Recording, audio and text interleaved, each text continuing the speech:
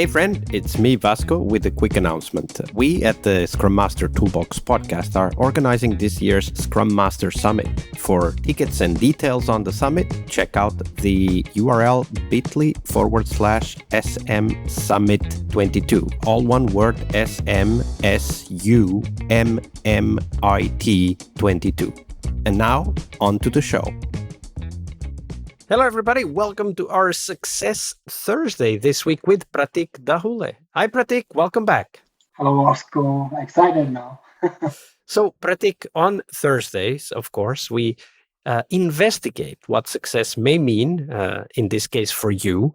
But before we dive into that, we also talk about the tool that we most use when it comes to trying to reach that success, which is, of course, the retrospective. So share with us, what's your favorite retrospective format and why? So I think sprint retrospective is a brilliant a ceremony where we can inspect and adapt and figure out the improvement plan and optimize the team to the next extent. And one of my always best part of it is that we only don't focus on the technical skill set, but we also look into the soft skills. That's my approach, where I also try to get the emotional intelligence part and bring the team there to participate. And as you know, we have multiple frame or like types of Scrum tools, Scrum retrospective tools. My couple of favorites one are the hot air balloon, which is a similar philosophy as the speed car or the starfish. So hot air balloon is a simple activity which helps a team identify what makes them move faster, what slows them down.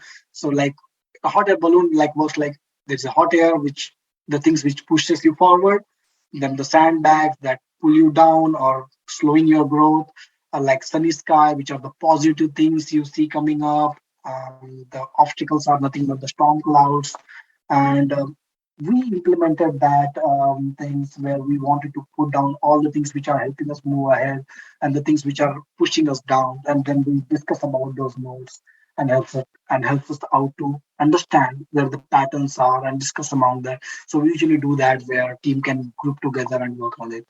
And one of the other things which I also want to bring it up is another technique is peaks and valley timeline, which is not only I love it, but my current team loves it big time because it provides you a visual language where the team can go. We have the two, like a horizontal line and vertical line where we are drawing a canvas start to end timeline, and in that vertical gradient is the happiness gradient, to the bottom is the saddest gradient, and then we in the horizontal we are trying to define like the start and the end of the timeline, and between that every person of the team will go and start drawing the lines. So how that the beginning, how the beginning of there was, how the then what happened in the between, and they share their stories.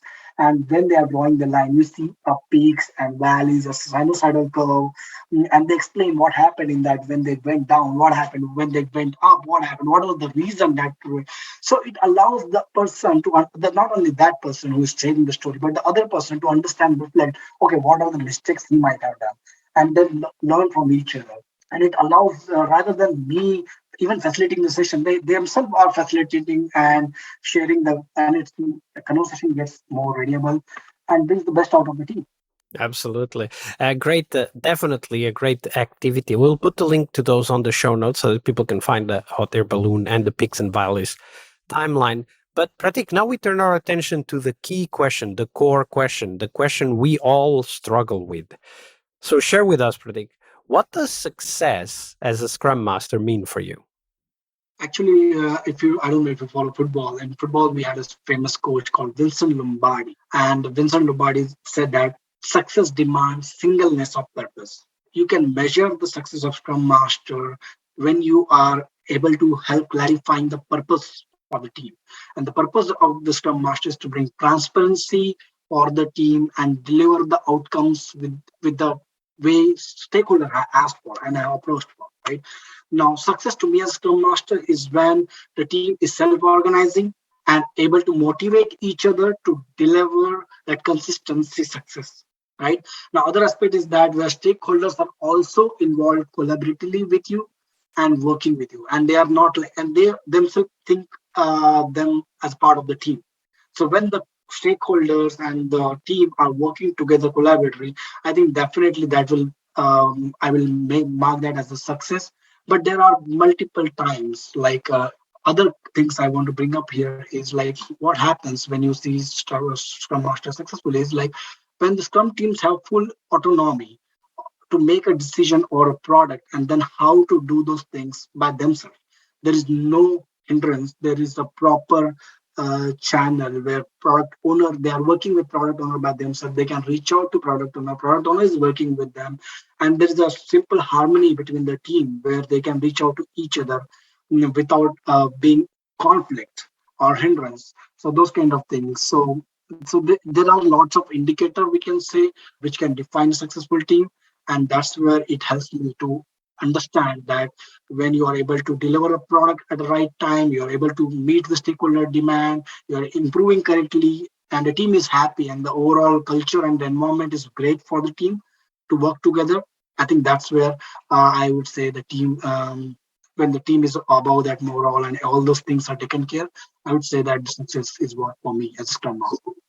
So you mentioned one thing that I want to explore further, this singleness of purpose, which I think is a great catch and a great highlight from the answer you had on the success question, but also prompts another question, which is how do you work with teams to get to that singleness of purpose? Share with us, what do you do with teams to get there? So one of the key aspects is like, once again, as I mentioned earlier, is asking powerful questions and helping them retrospect that.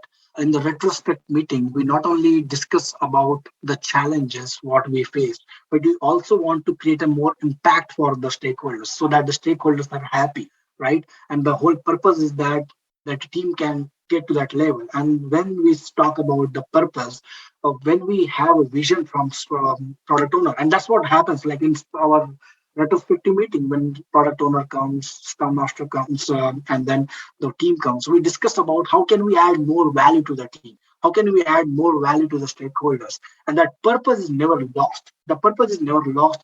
Team is abide by that goal. They are adhering to that standards and keeping that same practices across the sprints. That's where the game changes. And then as a Scrum Master, your role is like how to improvise more. Your job becomes more harder because team is already performing at their best. What can else you do? But there is still a scope of improvement. There is other things you can add, and there is always the bigger challenges there to strive for. And if there's nothing we can see as improvement, that's an improvement in itself, right? Find another improvement is an improvement. And I'm hoping for that place to reach soon. We don't reach that with all teams, but it is possible. It is possible. Pratik, thank you very much for sharing that with us. Thank you.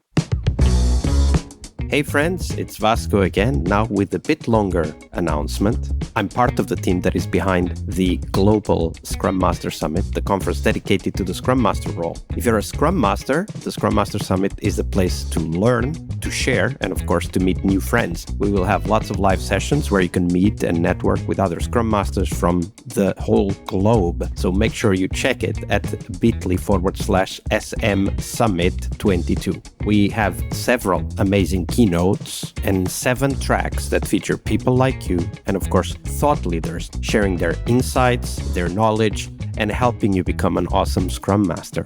You can check out all of the details of the summit, including the keynotes announced, the track chairs, and much more at bit.ly/SM Summit 22. That's all one word. That's bit.ly/SM SUMMIT and the numeral 22. I'll see you on the conference floor.